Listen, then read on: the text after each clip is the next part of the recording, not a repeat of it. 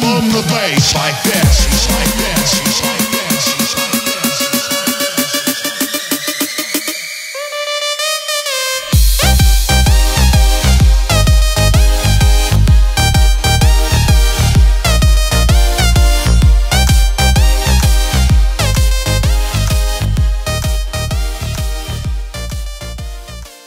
Hello, everybody. It is finally Friday, August 7th, 2015, our normal show for the week, instead of having what I think we called it episode 13 last week.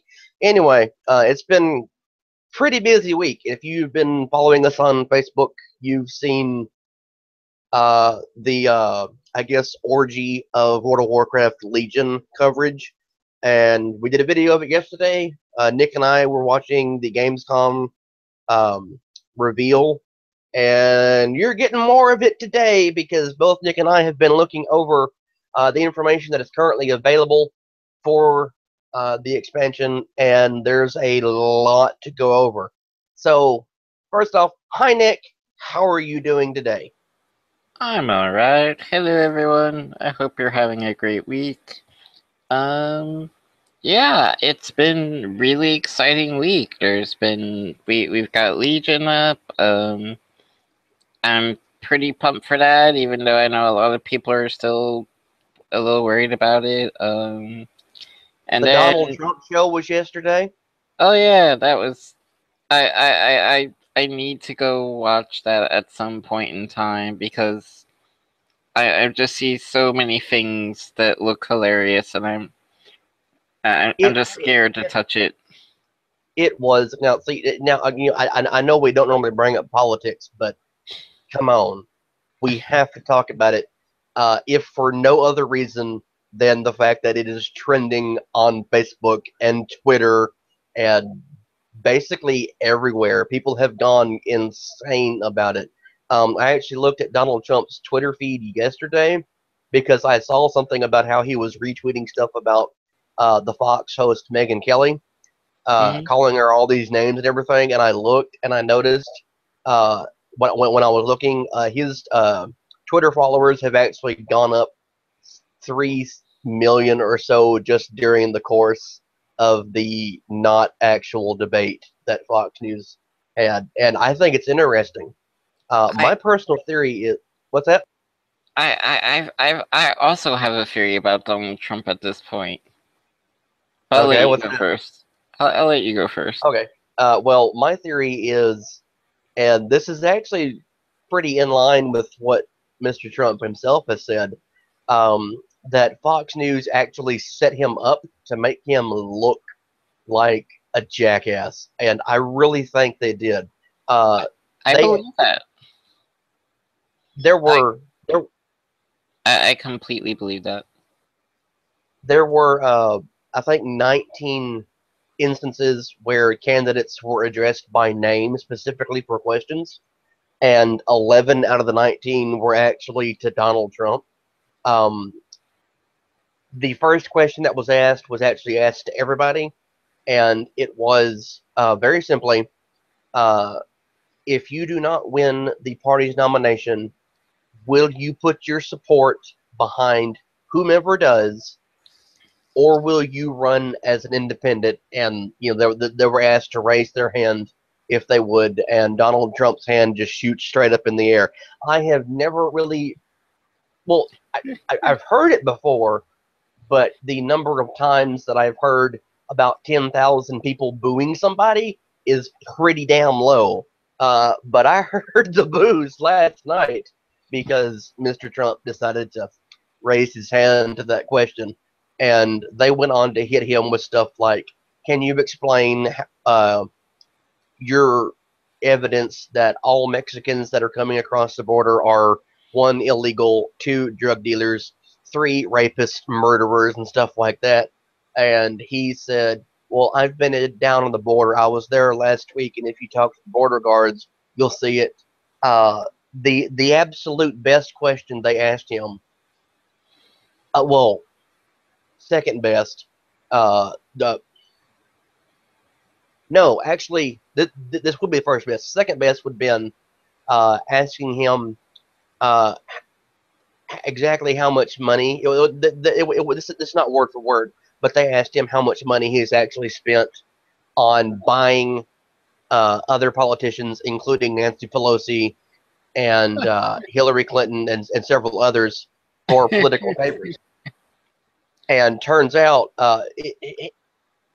I'm probably remembering this incorrectly, but he kind of leans forward a little bit, and looks at everybody and he goes, "Well, I've given money to nearly everybody up on this stage, so it's. I mean, he went on about how it is that he'll, donate money just to get a favor, and the one that he supposedly did for Hillary Clinton was so that she would come to one of his multitudes of weddings that he's had.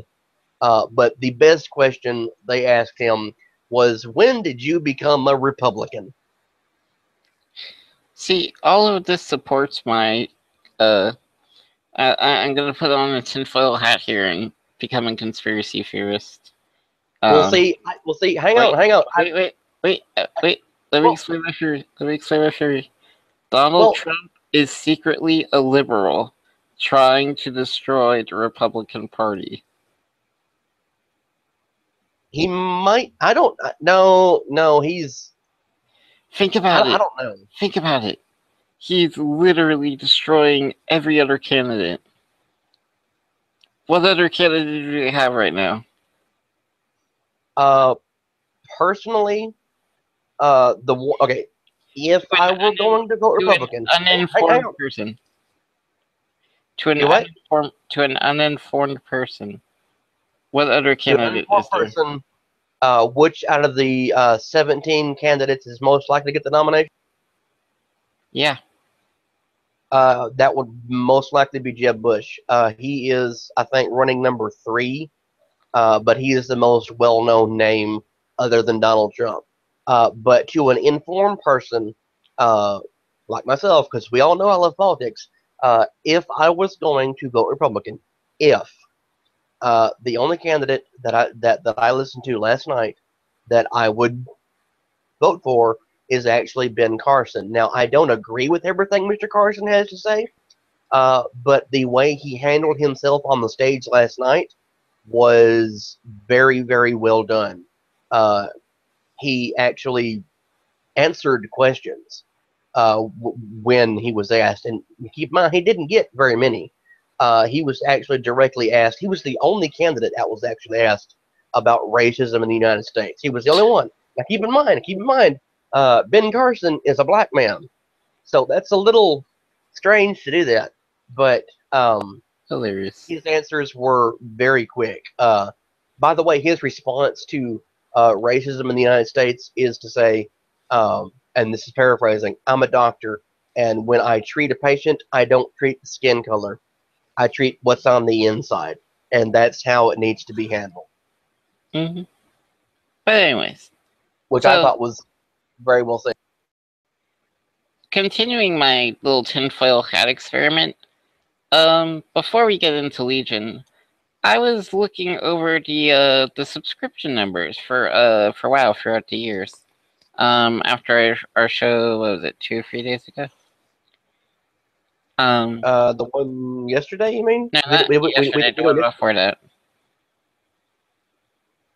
Episode 13? No, the one before that. We were talking about the quarter 2.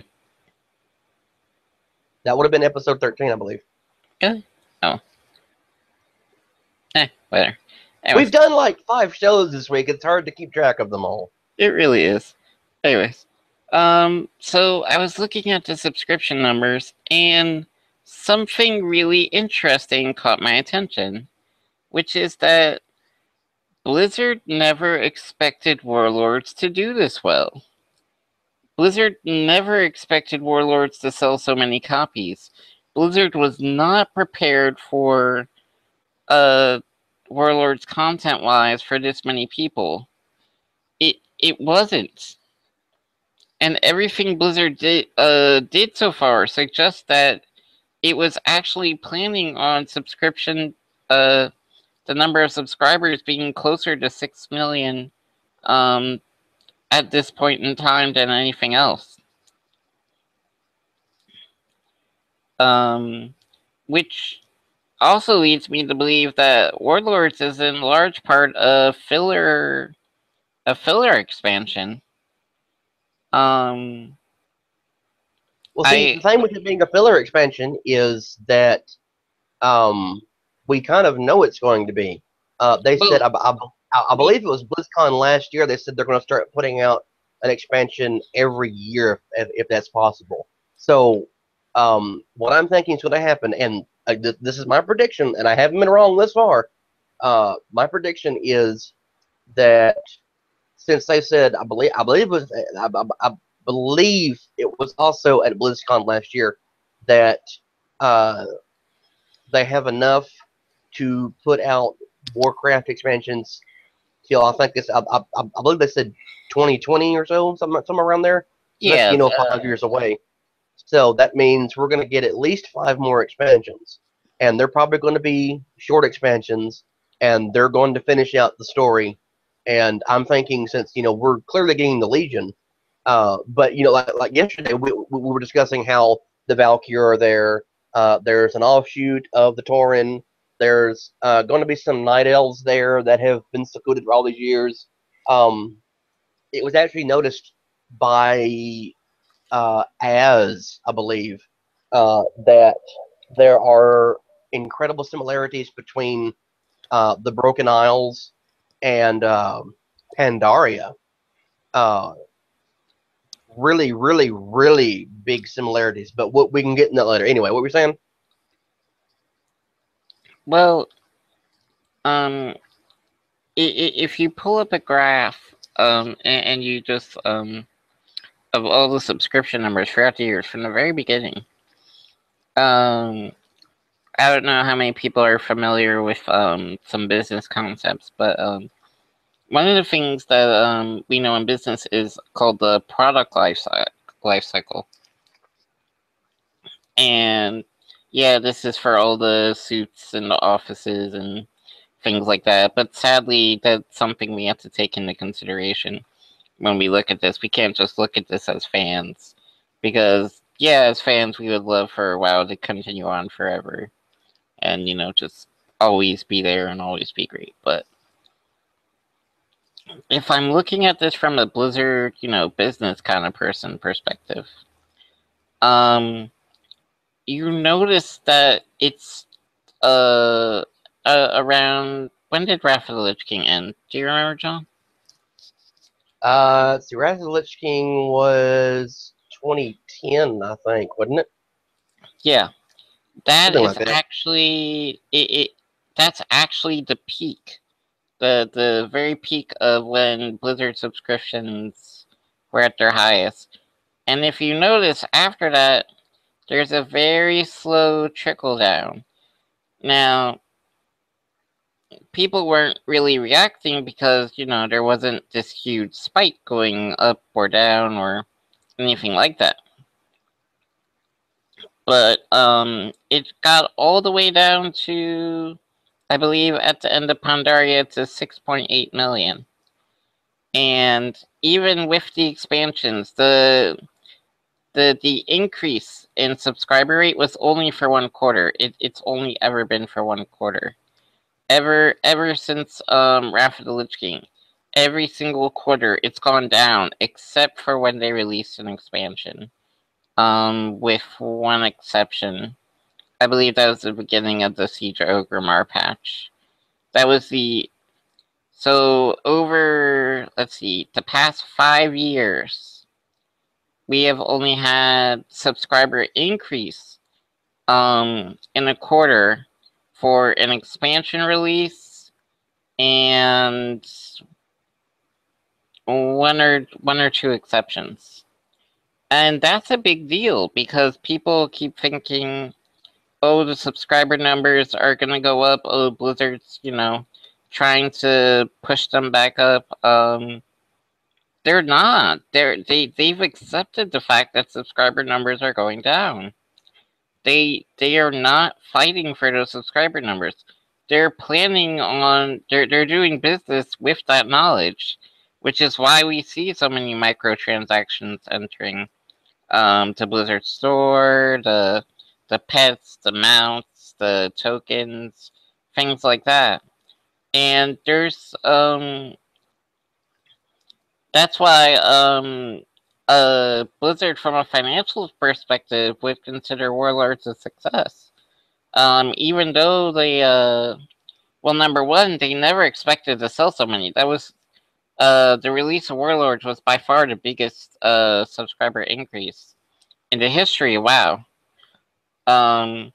Which was subsequently followed by the biggest decrease in the subscribers in the history of WoW. But if you take that little part out, if you look at right before to right after, really it just went from 7.4 to 7.1, which is not that big of a drop off if you really think about it. The 5.6 might be a bit more concerning, but again, I really don't think they expected to be that high in the first place. I don't think they expected to be at 7.1 even. I think they expected to be closer to 6.5, 6, something like that. So 5.6, I don't think Blizzard is panicking, because I think they actually think they're where they thought they would be at. Well, see, here's my stance. Like the only reason I think the only reason I think there is to even say that you're wrong on any part of that is if you look just from a marketing standpoint, I mean, like actual, ads on the internet or anything like that, Wrath of the Lich King had the most. Warlords of Draenor had the second highest. There were a few TV spots for Cataclysm and a couple for Mist of Pandaria, but that was it. With Warlords, there was what was in at BlizzCon, obviously, but in the following months, we had TV spots, we had ads on Facebook, YouTube, like it was put everywhere. And then there was, of course, the big display. I forget exactly when it was, but there was the taxi cab that had Gorehouse slammed into it. That was up for a couple days, and like in Times Square now, not just some random spot in New York. It was in one of the most traveled sections of city anywhere in the world. I I think I believe that, but even if you look at when was Wrath released? So, let's look that up. 2008, somewhere around there. Let's see. The game's 10 years old this year, last year, so 2004. You'd have to add 2 years for vanilla, 2 years for BC, so that's 2006, 2007. Yeah, no, actually, yeah, 2007 or 2008, somewhere around there is when. Well, even if you're looking at that, they didn't have that big of a spike, even with all that marketing for Wrath. There was not that big of a spike. There was no way they could have anticipated they would be getting such a large increase in subscribers. There's just literally no way. Well, see, the other reason I would that I need to bring up, consistently every expansion, and you see this in the I cannot remember the name of the documentary they did around BlizzCon last year, but they mentioned back during vanilla, like before Burning Crusade came out, that they had to construct more servers almost overnight because they were seeing more and more people wanting to log in. So that started the issues with the queue. Then they had to do it again with Wrath of the Lich King. Had to do it again with Cataclysm. Had to do it again with Mr. Pandaria. Had definitely had to do it again with Warlords of Draenor. So they know to expect a subscriber increase. Now, how many they get, I'm not sure. Well, but I mean, we can answer that. But that's the thing, we can answer that because you can. But like I said, Warlords had a lot more advertising done for it than any expansion other than Wrath of the Lich King. But well, Wrath of the Lich, but wait, but when let's Wrath look at came out, when Wrath was getting its advertisement, that was when they had the celebrity endorsements. Like that was the end of Burning Crusade, and through Wrath, you had Mr. T, Ozzy Osbourne, William Shatner, Vern Troyer, and I forget who else did the love ads those for it. commercials. Those were awesome.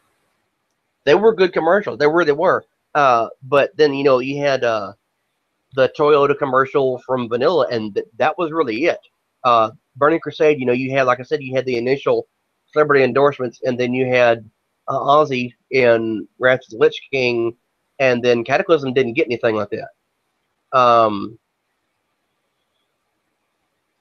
Neither did Myths, and those were, if you ask the players, those were two of the most uh, least enjoyable expansions ever.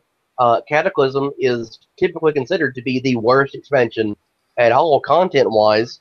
Uh, but I'm lately seeing a lot more people saying that Warlords has been. Now, you're pretty damn accurate when you say that it's just a filler expansion. And with the teaser that we got for Legion, you're right. I mean, it's led into it. Now, it's already been decided, or mentioned rather, that Legion is going to be as different from this, or, from Warlords as possible. So that means we may not be seeing Grom and the rest of the Iron Horde, or wherever they are now, brought in. We're probably not going to see Urael. Pretty much Layton's our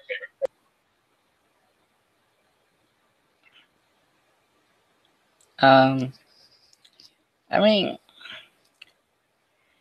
well, I'm trying to pull I up have these right absolutely now. no idea what that noise was. I'm sorry about that. Apparently, an ad popped up on the web page I had open. Sorry about that. Whoops.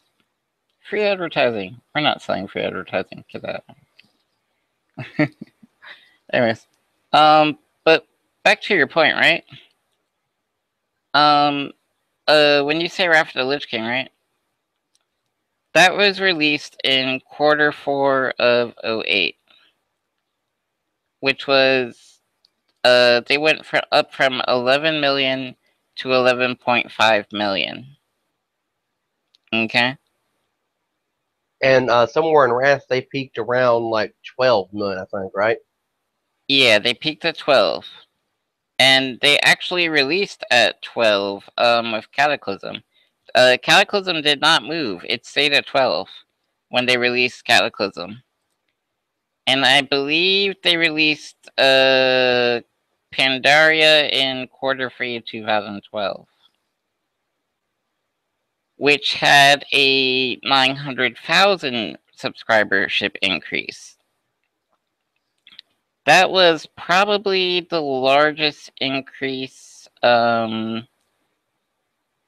outside of very, very early in vanilla.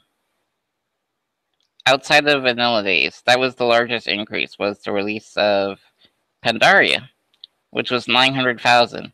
Now, if we look at that compared to the release of Warlords, it went up 2.6 million, which is almost 3 times what any of their other expansion releases have done. So, if we're looking at it from that perspective, again, Blizzard never planned for it to be this successful. It really didn't. It was not planning on this many people. It was not planning on handling this many things. And that might explain quite a few problems that they're having. The latency, the lag, their server management, because clearly, huh? I was going to say that was something I was going to bring up. There's still a large amount of latency for a lot of people. Now, it may just be, simple loading issues. Like, oftentimes for me, it is. But I could probably fix it if I were to update, a couple add-ons. But that's me. But I'm thinking that if they keep on with, now, this is the only time I'm going to ever knock this. If they keep putting in the new higher resolution models and stuff like that, going to cause problems because a lot of people play on laptops. They don't play, on specified gaming computers. But that's a definite part of the problems for a lot of people. But I think we've probably spent enough time talking about boring ass numbers and Yeah, I'll be the boring actual later. nerdy stuff for I'll, uh I'll, I'll be for my Warcraft. boring business suit person later. Yeah, yeah, yeah. You take your business shit out. No one what like we all want to hear about Illidan. Damn, son. But yeah. Anyway, Blizzard has actually updated And Ashbringer quite a bit. and What? Doomhammer. I said What? Ashbringer, Doomhammer. No, no, no, no, no, no, no, no, no. I'm not Everyone a wants damn to. Ashbringer. Everybody wants to know about demon hunters. So I think it's Or they look probably badass. They look completely badass. they do. Now this is the second. What's the word I'm thinking of? Hero Hero class class? has gotten into yeah, hero class. First was obviously Death Knights. Now anyone who was around during Wrath of the Lich King, myself, you probably remember how overwhelmingly powerful Death Knights were. They were capable of Everything. all but soloing like at level dungeons. Now the reason I say all but soloing is because I don't recall anyone actually trying that. But I do remember around launch time, excuse me, some friends and I decided we were going to make Death Knights and try running Hellfire Rampart. So we had um, at least one of every Death Knight spec, and then a couple of us who were there individually. And we were able to clear Hellfire Ramparts and Blood Furnace, and I forget what else we did at level with only Death Knights. That's pretty impressive. Now I've seen it done with monks and Mist, but who cares about monks? They're not interesting. Um, but we're going to be getting demon hunters now for the first time in ever. I think we're only getting two specs for a class, 1 and 2. Yeah. There's no hybridization here. You're not going to have like a druid, which has currently got tank, healer, melee DPS, and range DPS. Paladin has got tank, melee DPS, and healer. Priest has got DPS, heal, stuff like that. Everything right now has got at least 3 different options. Demon hunters are getting 2, 1 and 2. Like I said, 1 and 2. They will be able to be tank, and they will be able to be DPS. And let me see if I can find the names for them. I What's like that? it. I like this change because some of the I know we've traditionally had three different specs, but I think it's too much trouble trying to balance all 3 specs sometimes. And in some instances, it doesn't really make too much sense to me for all these specs for some things. It definitely plays hell with composition for dungeon, raid groups, and battleground groups. But Not like I only said, that, it's really rare for most people only play the best spec. Whether that's for PvE or PvP, they usually almost everyone will pick one spec and stick to it. they do.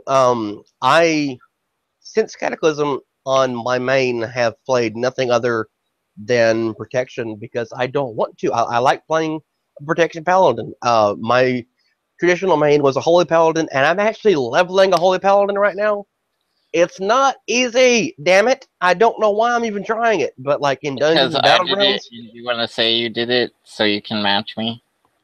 No, I just want to say I did it so I can say that I leveled as a shotgun because you can actually. Now, this is not a shotgun like I used to be because way back when I was to be feared in any setting because I was a shotgun. But now there is a playstyle for Holy. It's being called shotgun. And if you follow Athene his videos and stuff like that, he has only ever played holy on a paladin, and he's been doing a series of videos where he, is teaching two noobs to be pros, but he's teaching them to play as holy. And I looked up their army profiles; they're pretty damn well set up. So it is possible to do very, very well with holy paladins. But that's another story. Actually, speaking of paladins, I can confirm now. Yesterday we were discussing whether this is going to be true or not, but I can confirm now that only ret paladins will be getting Ashbringer. Only Yeah. Frost Death Knights will be getting the 2 max blades. Only fire mages will get Philomalorn. I forget everything else. Enhancement shamans will be getting Doomhammer, and yeah, it's kind of crazy. But what I was going to say about demon hunters, uh, let's see, you're limited to, like I said, 2 specs. Havoc is DPS, Vengeance is tanking. You can only be a night elf or a blood elf. You'll be able to double jump. You can jump up and up into. You can excuse me. You can jump out of combat more effectively than say a warrior can or anyone else. Like you'll be able to jump and then jump in midair. Let's see. You'll be able to glide for short distances because demon hunters are going to. Well, probably not all of them, but depending on like your talents and whatnot, you'll be able to have wings. So you'll be given basically limited flight. It's going to be like a warlock with demonic leap, effectively. Let's see. You can go metamorphosis with the warlock spell. You're able to transform into a more powerful demon that will enhance everything. DPS wounds will be able to teleport into combat, and the ones who are tanks will be able to get auras that will help them better. Let's see. They'll be doing melee damage. Let's see. Spectral sight will allow you to see behind walls and people who are stealth. That's which really big for PvP. Yes, that's going to fuck up some major people. Let's see. Your weapon choices will be dagger, fist weapon, one-handed axe, one-handed maces, and one-handed swords. Now, I don't know anybody who's going to do anything. You What's forgot that? to mention they can shoot freaking laser beams out of their eyes. I was getting to that. Let's see. How could you not mention that first? Well, anyway, yeah, you can shoot laser beams from your eyes. Let's see. For character creation stuff, you're going to have the option to have horns or not have horns. There's different variations of the skin tattoos, different types of eyewear. Now, I'm not sure.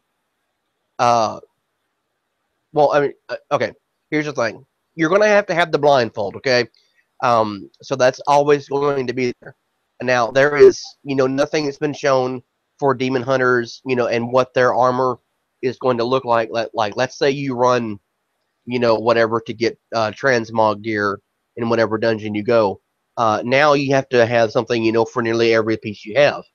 The only art we have seen of demon hunters is shoulder armor, legs, belt, and that's about it. Now, I don't know if they're going to stick with that. I'm pretty sure they are. But there is going to be new transmog rules put in, so I'm thinking that whatever a demon hunter can wear, it's not going to actually show up. I'm not sure. Let's see. I am really interested if they're gonna actually make armor, like traditional armor for demon hunters or not. I'm not sure. I'm willing to bet that they won't. But let's see. As far as your starting area, like a druid approach. Well, see, with druids you can shapeshift. With demon hunter, you look like this all the time. I mean, like all druids have the same basic cat design, and then they can alter the cat design slightly now. But well, like this, like I said, you're going to look like a demon hunter all the time. Like there's going to be no mistaking it. But anyway, as far as your starting zone, and speaking of starting zones, we're going to get into what will take place for everybody else very shortly. But the starting zone, you'll be going back 10 years. You'll be in Black Temple. You will be a member of the Illidari in Black Temple as it's being assaulted. So, you know, uh, basically, lore wise, the players represent the army that was sent against Black Temple. So, you know, we're assaulting it. And if you remember all doing all the Sunwell dailies on the Isle of Quel'Danas, you were sent to take out several Illidari and whatever else was at Black Temple. So you're going to be assaulting that. You'll be in there. Illidan will show up. And from what I understand, he tells you that you're being sent on a suicide mission. There is little of no chance that you will succeed. But what it is I guess presuming. Well, this is me presuming that it will tie hand in hand with what was discovered during the Warlock Green Fire questline. That Illidan actually had a source of power that was it's actually inside the temple, and it was what Kael'thas was trying to get him to give him, which is what caused the split. Now, that source of power, we don't know what it is because it's never actually stated, but it is in the room where you fight the three-faced boss. I can never remember that boss's fight name. Anyway, what's going to happen is, from what I understand, Illidan is going to basically teleport you into the vault of the wardens, and you're going to stay there, frozen in a crystal or something, which is actually what you see when Gul'Dan in No, actually, from what I understand, I think you actually carry out the suicide mission. I believe you do. And you're going back to Sargeras's world.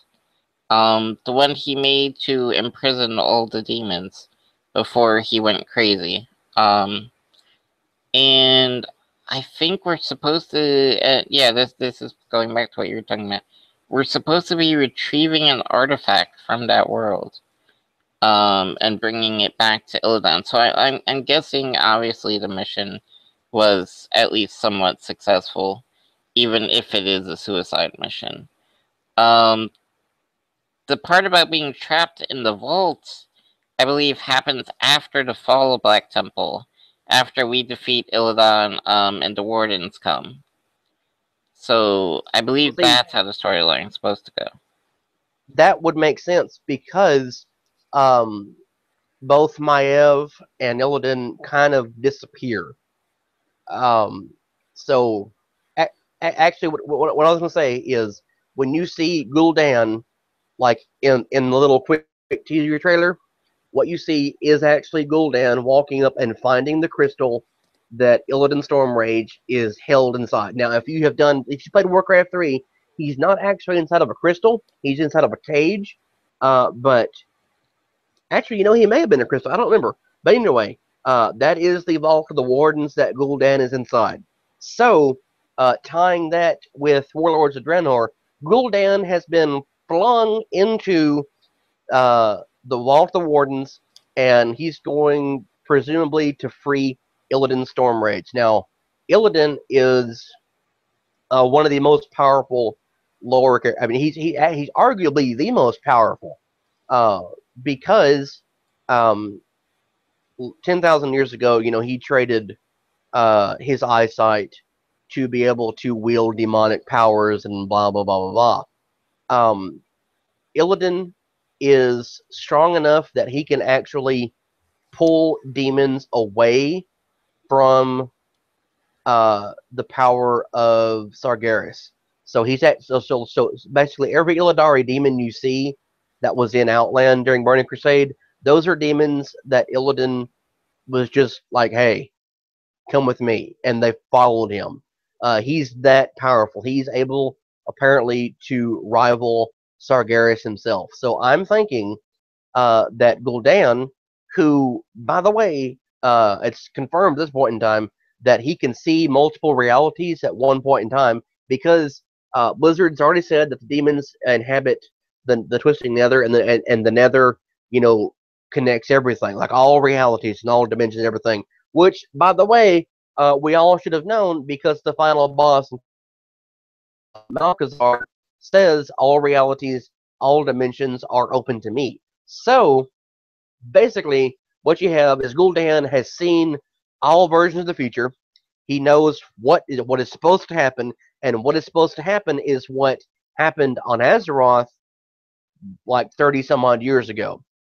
So he's trying to recreate it to fix what like he's basically Dr. Samuel Beckett in Quantum Leap right now. He's trying to fix what what once went wrong.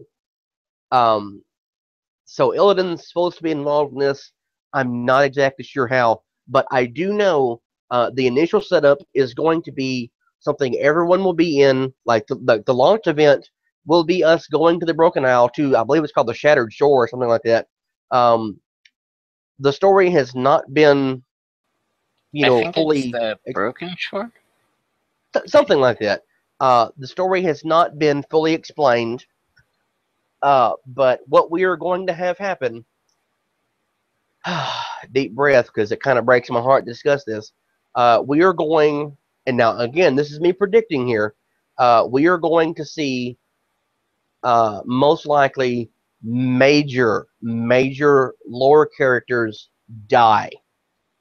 We know that they will either be broken or they will die. Now, the reason I'm saying that is because the weapons, like I said, like I mentioned earlier, uh, the Doom Hammer, Thelmalorn, and stuff like that.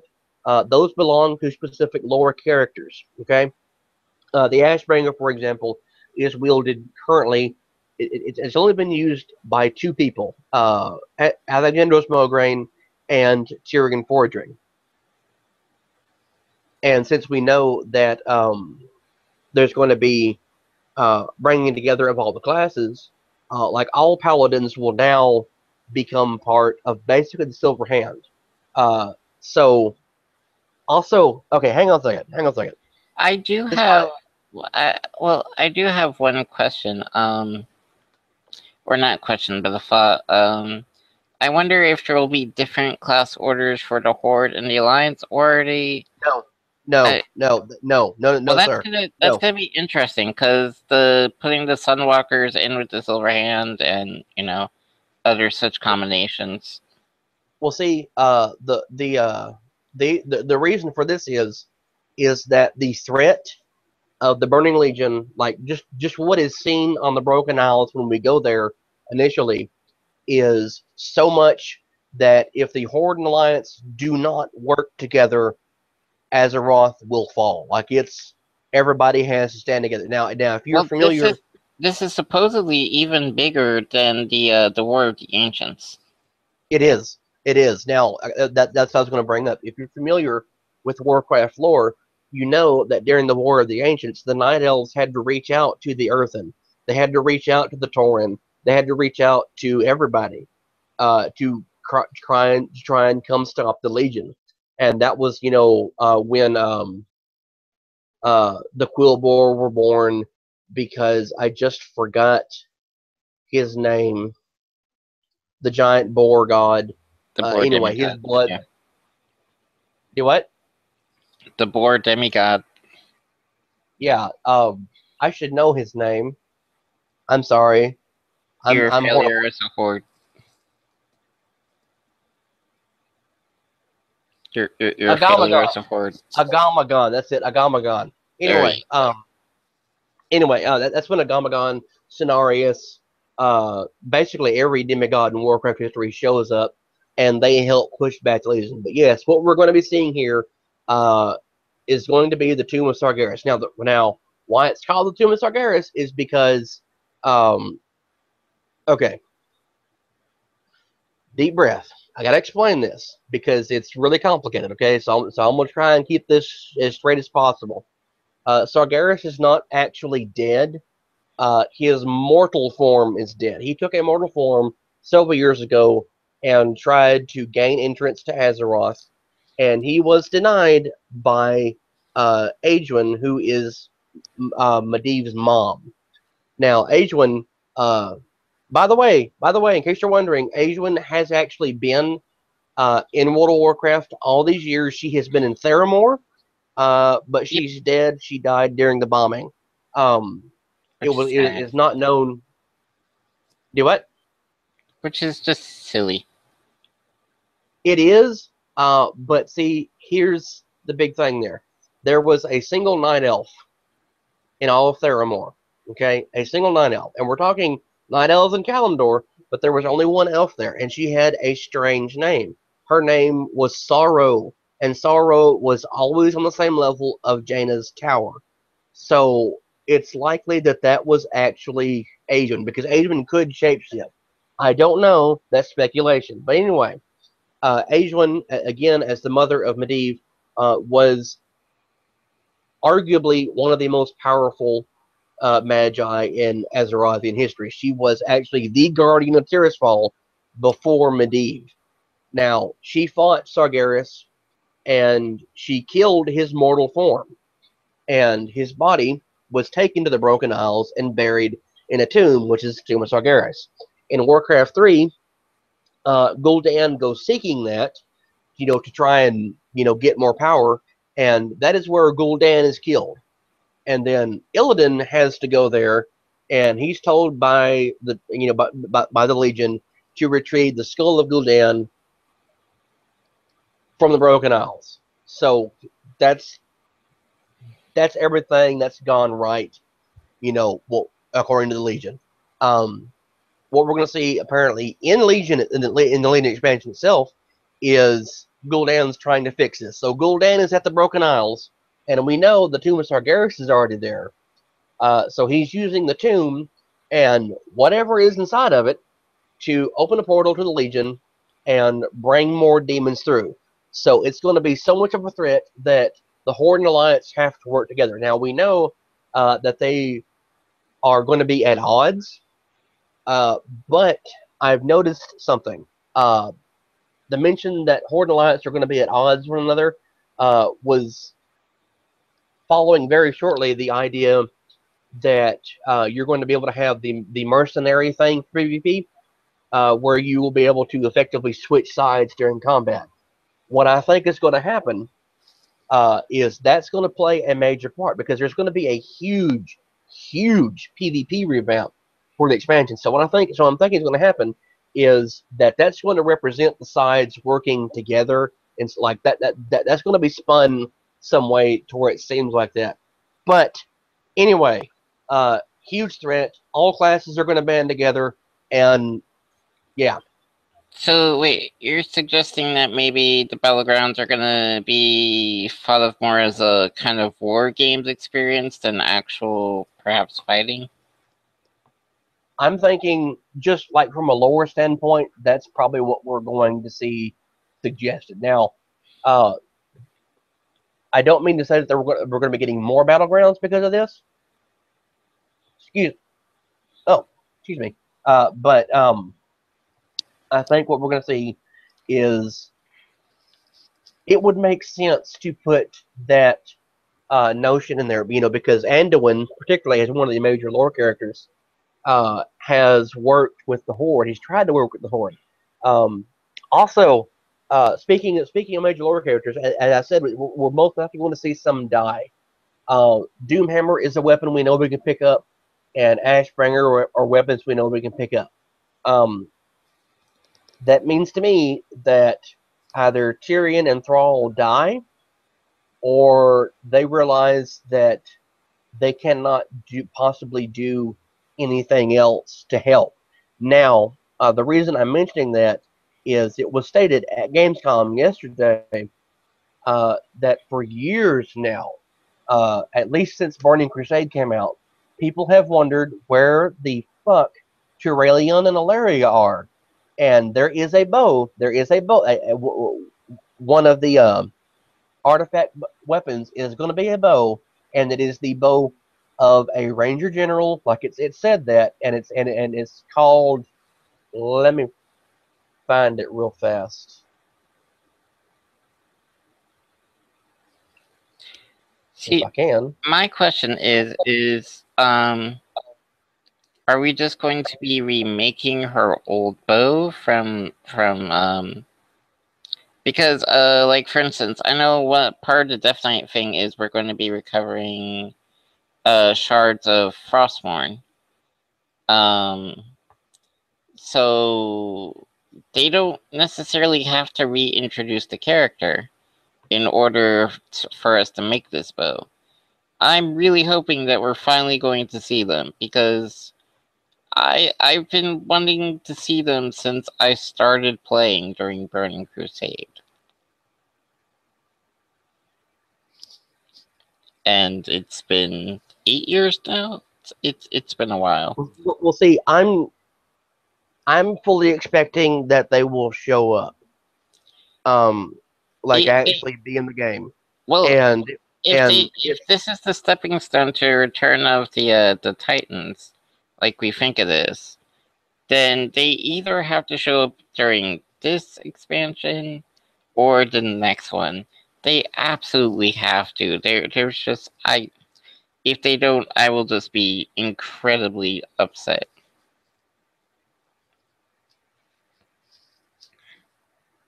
And just I would rage. I saw it hinted at earlier today. But we've that seen it Tyrion, hinted at several times. well, no. I'm talking about Tyrion himself. It was hinted at that Tyrion may not actually die. If Tyrion comes back, Tyrion may just hand over control of the Silver Hand to Tyrion. But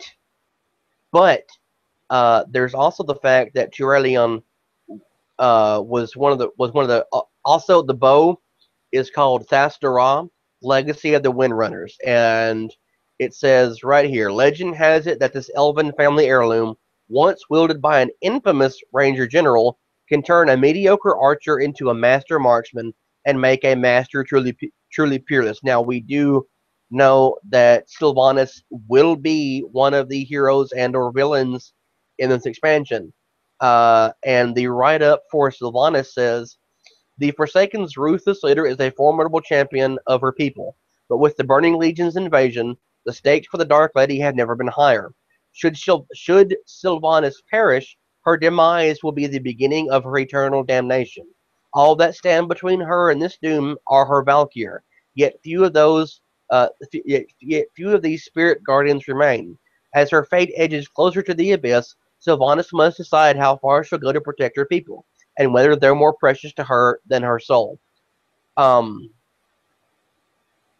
thinking Sylvanas.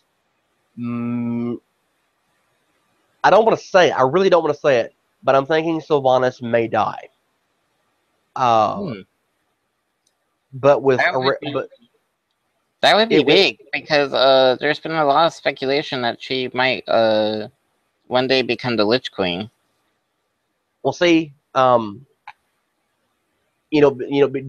because the Blizzard write-up suggests it, I'm thinking she's going to die, or she'll be in a very dangerous position where she might die. I don't know. But what I was going to say about Tyrion is the last thing he knew of Tyrion Fordring was that he had been kicked out of the Silver Hand. And during Wrath, during the Death Knight starting area, you see Tyrion come out of hiding, and he's like, nope, fuck this shit, I'm taking control. All the paladins are with me now. All of you can go to hell. I'm thinking if Tyrion shows up, just because of his importance. Now granted, he's been missing for about 30 years now, so he's going to be an incredibly old man because he was already, 30 or 40 years old. So he has to be upwards of 70 years old. Unless they want to use the theory of relativity. What? Einstein's theory of relativity, where you're traveling in space, you don't age as fast. Well, see, I'm thinking that I don't know, he might. But anyway, I'm thinking it's possible that he may show up and, everyone who was alive to know who he is may be like, hey, Yeah, you're in charge now because of who you are. It's also somewhat hinted at that Varian Wren may die. Uh, the reason I'm saying that is Anduin's right up. Let me click him. Heir to the throne of Stormwind, Anduin is wise beyond his years. Time and again he has used diplomacy to end conflict, inspiring even his warrior father to lay down arms in pursuit of peace. But diplomacy has its limits, and some villains can't be reasoned with. As the Burning Legion threatens to annihilate Azeroth, Anduin will learn the true cost of peace, and whether he's willing to pay it. Now, Mm. that doesn't expressly say that Varian will die, but something is for sure going to come up I and mean, impact Anduin. at this point, I would say all of the major lore characters are at risk. It's probably a fair game to say they are, but Like, just going by.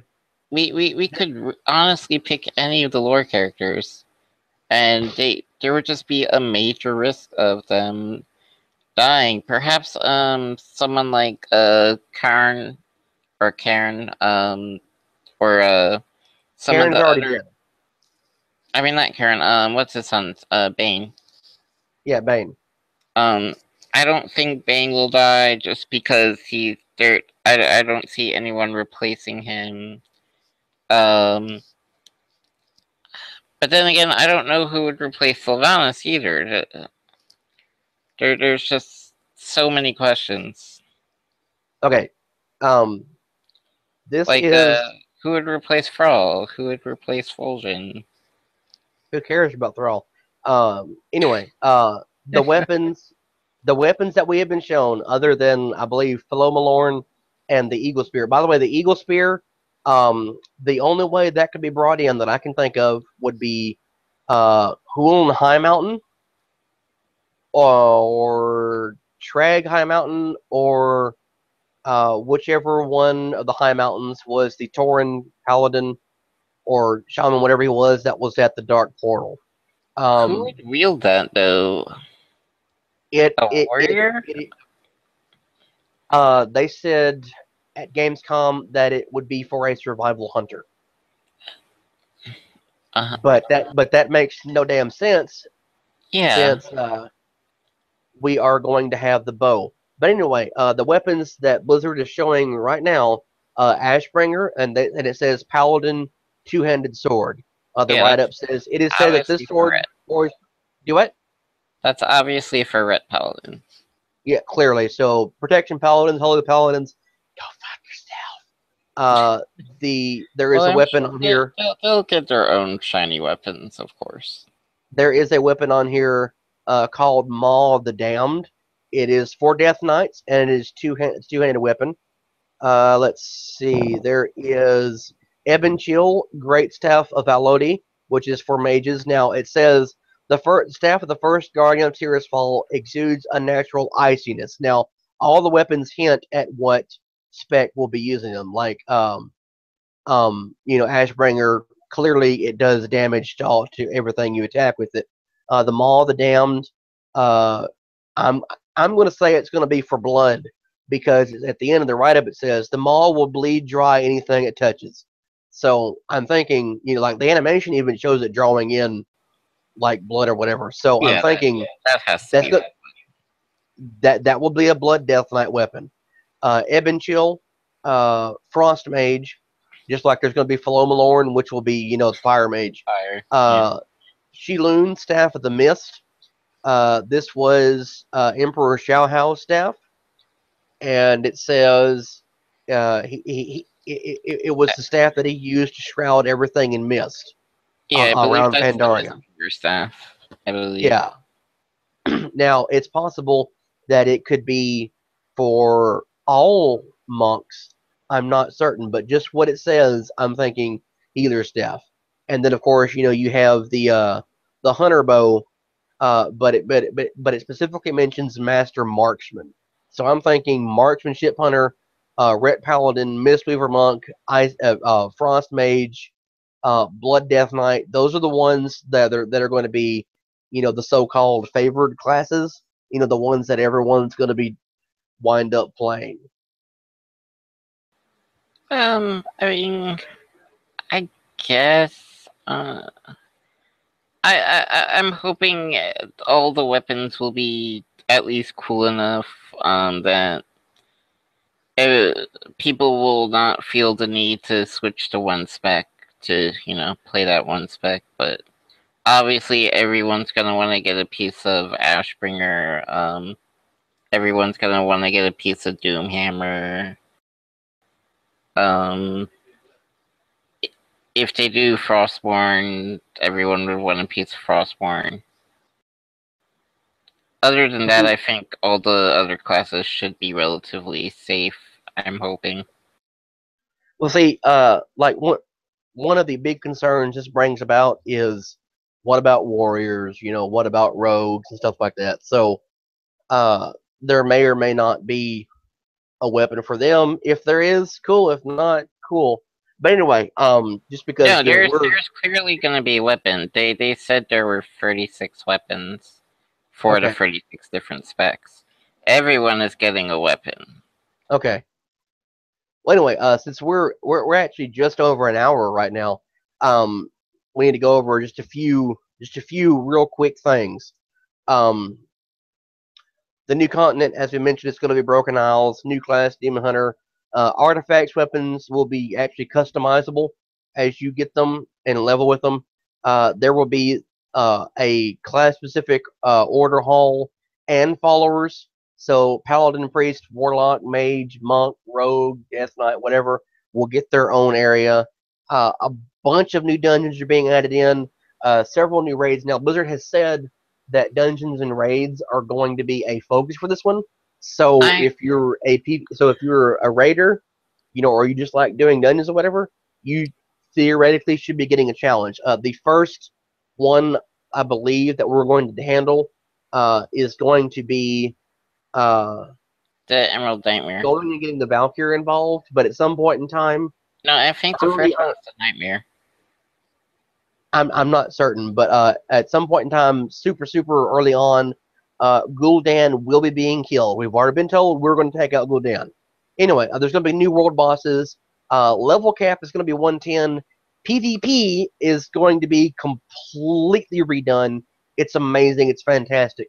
The original system was vanilla and Burning Crusade, and that was you had to kill players all the time to maintain your rank. The second system is what we have right now, which is very, very, very gear focused. Now, if you've looked at any PvP gear you have now, you have the basic set, and then you have whatever the max set is, and there's a huge level of power between those two just based on the gear.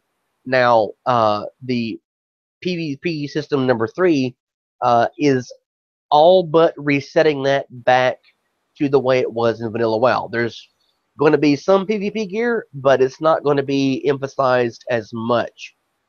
So you'll be able to get mounts and character portraits and titles and stuff like that. But by raising your PvP rank from like 1 through 50, I think. Let's see. I mentioned the new transmog system. There's going to be improved social features. We had Twitter integrated into WoW and stuff like that, so they're going to change that up. You will be getting a free character boost, not to level 90, which actually, if you get Warlords, you can get that still, and you can still purchase it, but you'll be getting a free character boost to level 100. Now, I don't know about everybody else in the world, but I have a lot of fucking alts laying around that I'm doing nothing with. And I'm kind of interested in seeing something done with them. I was going to level the rest of my alts to 100, but I'm probably going to wait to get the free one, or just do, or just wait until flying gets headed in. But anyway, yeah. Have we covered everything yet? Probably not, but there's so much to cover. There really is. Like I've seen a couple reviews thus far the information that they were able to squeeze everything in 15, 20 minutes, and I'm pretty sure they missed something, like they had to hit the important stuff. But speaking of important stuff, on Sunday, there's going to be another panel. Blizzard is expected to go more in depth to what has been discussed for Warlord so far. So we may be seeing more gameplay. We may actually get the genuine full trailer. I don't know. I'd be shocked if we got actual gameplay footage. That would be. Well, there was some for sure for Demon Hunters yesterday. Well, So yeah, that's true. So it's entirely likely that we will be getting more stuff. I'm not sure, but I'm still willing to bet that release will be early next year, in the winter. somewhere around the Warcraft movie. Like I'm really comfortable. And a couple shows back, I know we discussed this, and I said I was willing to bet money on it. I'm actually willing to bet a lot of money on it. Now I'm not normally a betting person, but I'm willing to say that we'll be seeing the next expansion somewhere around March, June, July, somewhere. I'm really comfortable with that. I think even earlier. I think the December, January, February. I do not know. Oh, hey, by the way, just want to interrupt this right now, just so I can go ahead and set it on there. The verdict in the James Holmes shooting in Aurora, Colorado, he was just sentenced to life in prison. Good. Like, I mean, just a minute ago, it was just announced. So yeah, it's been celebrated Tokyo now. He's in life in prison, and that's actually where we're going to end. Because that's a really positive note to end on.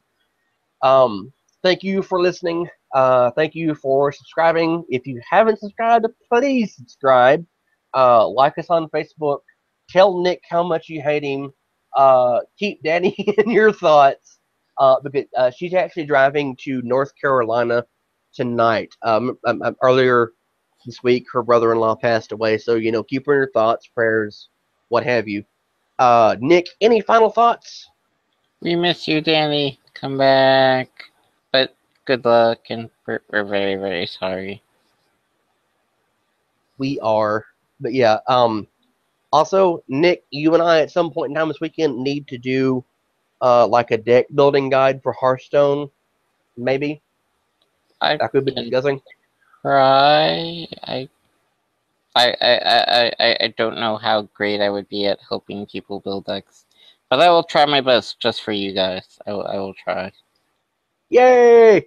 Anyway, yeah, remember to like, comment, share, subscribe this. Let us know what you think. Also, do you like the new intro theme? What else do you want to see? Then let me know. Anyway, that's going to be it for today. Thanks. See all of you soon. Bye. Bye, everyone.